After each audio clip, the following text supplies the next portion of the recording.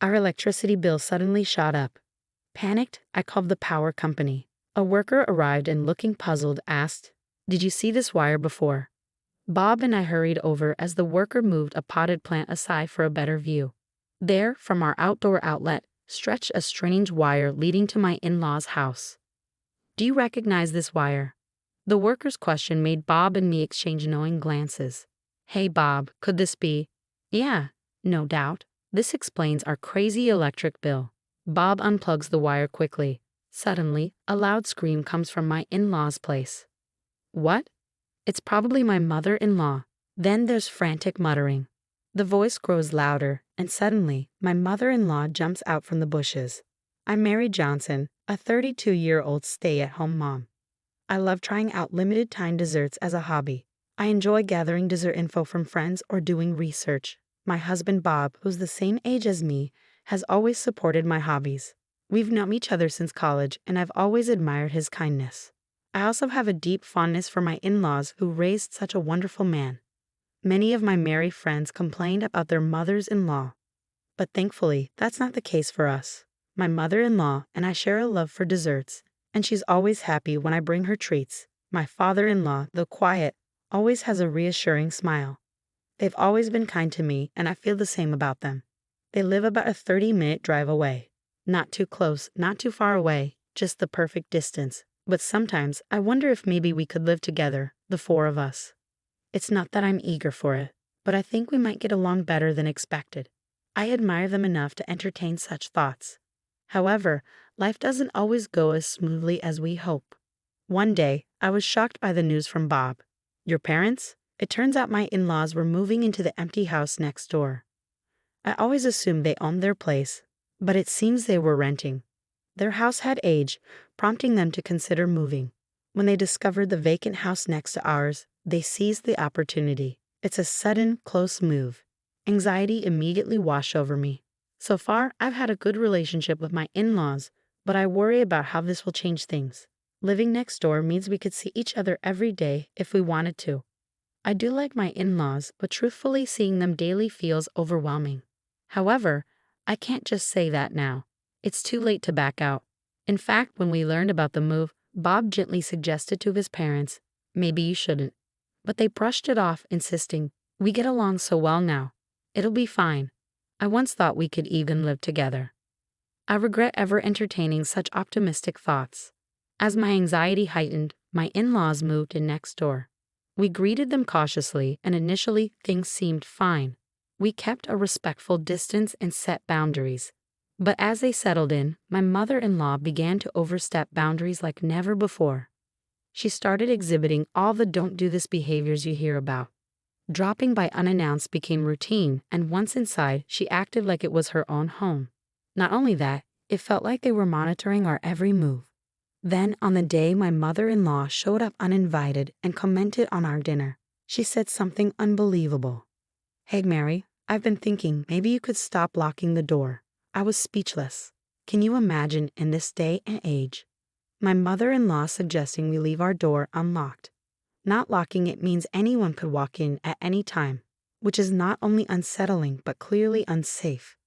Since my mother-in-law moved nearby, even the sound of the doorbell makes my heart race. Now there's a chance she could just stroll into our house without us even noticing. That's definitely not something I'm comfortable with. Given the current circumstances, I have to admit, the thought of leaving the door unlocked is unsettling. Trying to keep the mood light, I politely declined with a smile. However, she frowned and responded, "Oh Mary, you're such a warrior. But don't worry, I'll ask our neighbors to keep an eye out for you. And remember, your father-in-law and I are nearby. We'll be dropping in often." I know her intentions are good, and I appreciate that. That's why I couldn't bring myself to tell her how overwhelming her frequent visits had become. But everyone has their limits. Last week, it felt like she was always at our doorstep. Having tea with my mother-in-law every day at our house naturally leads to some tensions. I've come to realize that maintaining a healthy relationship between a mother-in-law and daughter-in-law is all about finding the right balance. She'd leave random potted plants in our yard or plant flowers without asking, as if she had free rein. If it happened once in a while, I could overlook it, but it became a daily occurrence. Since the door incident, she's brought it up multiple times. I managed to deflect her by citing my strong security concerns as a wife. However, once that was settled, my mother-in-law started asking for a spare key. I knew I had to get Bob to reject her request. Giving her such a powerful item now was simply not an option. Despite my disagreements with her behavior, I didn't exactly dislike her. She could be intrusive, but I understood it came from good intentions. Instead, I felt more guilty about turning her down than anything else. But over time, those feelings began to shift. Whether it was me, her, or both of us changing, I couldn't say. However, I started to feel uneasy and annoyed by her remarks. It was a few months after she moved in. By then, it had become routine for her to visit after lunch. I once inquired about my father-in-law, and it seems he typically goes for walks or shopping alone. I suggested she join him, but she declined, saying, "Walking tires me out." Lately, she's become a typical mother-in-law. Before, when I made her tea, she'd just say thank you. But now there's always a comment like, "It's lukewarm," or "It's weak." Every time she speaks, it's either gossip or speaking ill of someone. Being around her brings me down. But I can't exactly push her away, so I just nod and force a smile. It's not a great situation, right? The grass keeps growing, and they never cut it. I've even thought about mowing it myself. Today, my mother-in-law was passionately discussing a neighbor's consistently neglected yard, so I was like, oh, when she suddenly stopped talking, I instinctively followed her gaze to the bookshelf. Did she find a book she liked? It'd be peaceful if we can just read together. Did you find a book you're interested in? As I was about to approach the bookshelf, she reached past it, grabbing something from the rack next to it. Susan, you shouldn't touch that. Upon seeing what she took, I quickly reached out, but she innocently opened it, then exclaimed with delight, "Oh my Mary dear, oh dear, didn't you overspend last month? Goodness, your electricity bill is twice as much as ours." What? My mother-in-law was looking at, as if she were reading a weekly magazine, was our household account book. Stop, give it back. When I quickly took it away, my mother-in-law chuckled softly. You really don't have to be so flustered. But Mary, it seems like you're not so good at saving money. Bob must feel bad having a wife who struggles with budgeting. You should try a bit harder, okay? My face burned with embarrassment as my mother-in-law boldly opened the household account book, clearly labeled on both the front and back covers. I was incredulous. Regarding the desserts, I have a soft spot for limited edition treats too, so I understand the temptation. But if you can't save a dime, do you truly deserve to indulge in sweets? Adding to the frustration, my mother-in-law kept on nagging, criticizing our spending on food and a skyrocketing electricity bill. She even boasted about her own frugality. After her tirade, she seemed content and left. Once she was gone, I was overwhelmed with emotion and couldn't stop crying. The built-up stress likely played a role as well. I had reached my breaking point. I cried uncontrollably until Bob returned home. You don't have to take Mom's criticisms to heart, he reassured me, though I found it easier said than done. I'm really sorry. I'll talk to Mom and ask her not to visit as often, he added, comforting me. After I had calmed down a bit, I decided to address another concern that had been weighing on me, the soaring electricity bill, as pointed out by my mother-in-law. It had inexplicably spiked over the past few months. I was worried about it, but dealing with my mother-in-law had consumed all my attention. Bob examined the details of the electricity bill, puzzled. This is definitely unusual. I know, right? The next bill is due soon, isn't it? If it seems off again, we should contact the electric company, I suggested. A few days later, a bill arrived, shocking us with a whopping $1,300 increase, more than double our usual amount. Sensing something was wrong, we quickly arranged for a technician from the electric company to visit. The technician conducted a thorough inspection and then directed our attention to something peculiar. Were you aware of this wire? As Bob and I approached, the technician gently moved a potted plant, revealing an external outlet hidden beneath its long leaves. We had forgotten about it since we never used it after building the house. From that outlet, the technician pointed out, a wire extends, leading towards my in-laws' house. Do you know anything about this wire? At the technician's question, Bob and I exchanged knowing glances. We both had a suspicion. Hey Bob, could this be? Yeah, without a doubt. This explains our sky-high electric bill. To confirm, we followed the wire with the technician, navigating through bushes and tall weeds. True enough, The wire led to my in-laws' storage shed.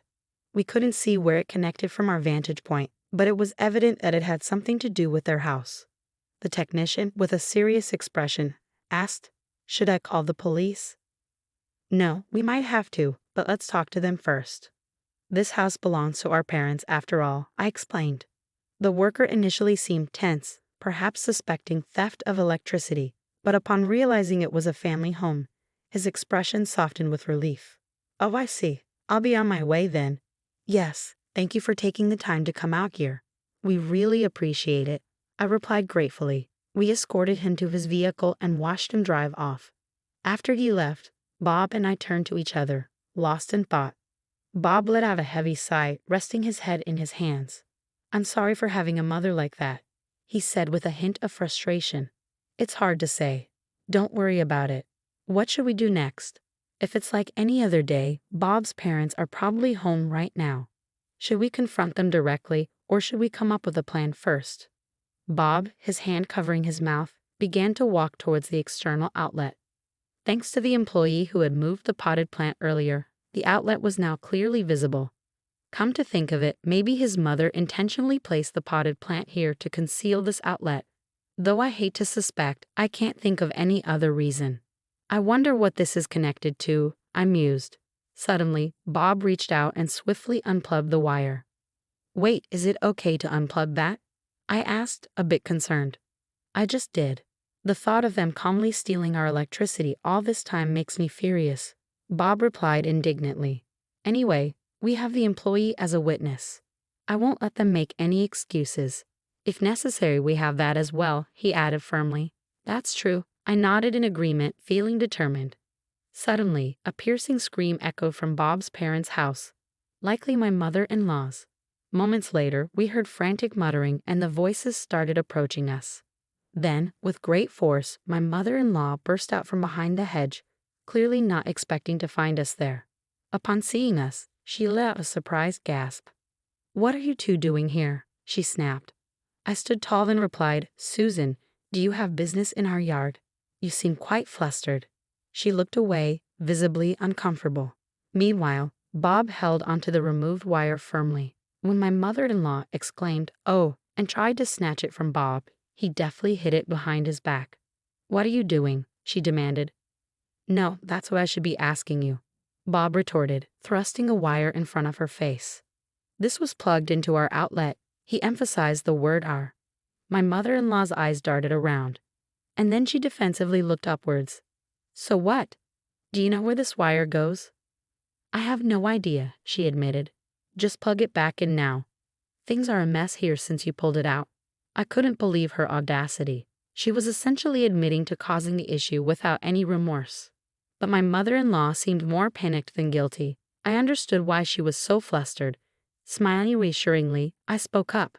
"Susan, please calm down. Let's discuss this calmly. How can we plug in a wire when we don't know where it leads? This is our outlet, right? It's not so simple to just plug it in, especially when we don't understand its purpose," I insisted. My mother-in-law squirmed uncomfortably. "Oh, Susan, remember what you said to me? You lectured me about not wasting electricity and criticized Bob for having a wife who couldn't save on energy." "Well now," she trailed off, clearly flustered. "I won't make it in time," I heard her mutter under her breath. "What time is it now?" "It's 9:57. Oh no, I'm going to be late." With that, my mother-in-law hastily left, stumbling as she went. Bob looked perplexed by his mother's odd behavior, and I quietly explained the reason to him. "Huh? Is that what you meant?" he mused. "So if we stick around, she'll show up again." "Exactly," I confirmed. Bob tossed the wire aside, and we returned inside the house. Shortly after, I heard a rattling sound at the front door, followed by the doorbell ringing. "It's my mother-in-law," I announced as I unlocked the door and opened it. "Hello, Susan," she greeted, pushing past me and entering the house. She seemed visibly upset, her footsteps echoing heavily as she made her way to the living room and plopped down onto the sofa. Bob, who was already there, looked puzzled, but before he could speak, my mother-in-law interjected. "Oh, I'm thirsty. Is the tea not ready yet?" "You're so slow. It's common courtesy to act before being told, you know," she complained. "And another thing, why do you always lock the door?" Everyone in the neighborhood thinks I have a standoffish daughter-in-law. There's nothing valuable in this house anyway. It's just pretentious and annoying, she continued to grumble. Oh, it's hopeless. I had enough, I declared, grabbing the half-empty plastic bottle nearby and slamming it down on the table in front of my stunned mother-in-law. She sat there, eyes wide with shock. Here you go, Mary, your water. You said there's nothing worth stealing in this house. But unfortunately, there were deceitful and sneaky people out there, like those who steal electricity. I could see the panic in her eyes as I sat beside her. Despite being so close, she couldn't bring herself to meet my gaze, her face drained of color. Mary, what's wrong? You seem different, I remarked. Really, Susan? Even I have my limits. Did you think I was some sort of deity? I tried to lighten the mood with humor, but she seemed as terrified as if she'd encountered a demon. Turning to Bob for help, she found him shaking his head. With her daughter-in-law transformed into something akin to a demon beside her, and Bob unwilling to aid her, my mother-in-law's next move was unsurprising. I apologize. I just remembered an errand I need to attend to, she stammered, attempting to leave. You're not going anywhere, I asserted, pushing her shoulder as she rose from the couch, causing her to sink back into the cushions. Mary, I really must. She began, but I interrupted. You were the one who claimed to be thirsty, weren't you? You made a fuss, and now you're saying you can't drink water. Quite hypocritical, don't you think? Tears welled in her eyes as she reached for her bottle. But this time, Bob intervened. My mother-in-law seemed momentarily relieved, but she was still adamant about not letting me drink the remaining water. Now the real problem begins, I continued sternly. When did you start stealing our electricity? You often accuse me of theft, which is a terrible accusation. But the wire plugged into my outlet actually originates from your house, doesn't it? My mother-in-law struggled to come up with a plausible excuse, opening and closing her mouth several times as she pondered how to extricate herself from the situation. To be honest, she's backed into a corner. Is she clueless? All she has to do now is up to it and say sorry. I mused, but it seemed fate had thrown my mother-in-law a lifeline. The doorbell rang, and upon answering, I found my father-in-law standing there. Is Susan around? Apparently, he had stepped out for a quick shopping trip. Returning home, he found the front door unlocked and the TV still on, but his wife was nowhere to be found. Understandably, he was concerned. Spotting her chance, my mother-in-law rushed to him, tears streaming down her face. My father-in-law looked rather embarrassed by his wife's distressed state. Sensing the need to clarify everything, Bob stepped in and recounted the situation from the beginning. After pondering for a moment, my father-in-law began to speak slowly. Isn't there some misunderstanding? Naturally, he found it hard to believe that his own wife had been secretly tapping into their son's electricity supply. Then who did the wiring? Do you think a stranger would go through the trouble of connecting someone else's wiring to another house? My father-in-law pondered, crossing his arms in thought. Eventually, he nodded and suggested, let's go take a look first, rising from his seat. However, my mother-in-law, clearly flustered, attempted to intervene. Ignoring her protests, my father-in-law asked Bob to guide him and headed towards the power outlet. The wiring disappeared into a storage shed, out of sight from where they stood. After my father-in-law investigated and returned, his face drained of color. I'm deeply sorry. Please apologize to them, he urged, while my mother-in-law muttered her apology like a child. He explained that the wires led to a battery connected to my mother-in-law's computer via an extension cord. She had purchased the battery when she moved to a new house, intending to use it for emergencies. However, a salesman had advised her that storing electricity during cheaper nighttime hours and using it during the day was cost-effective.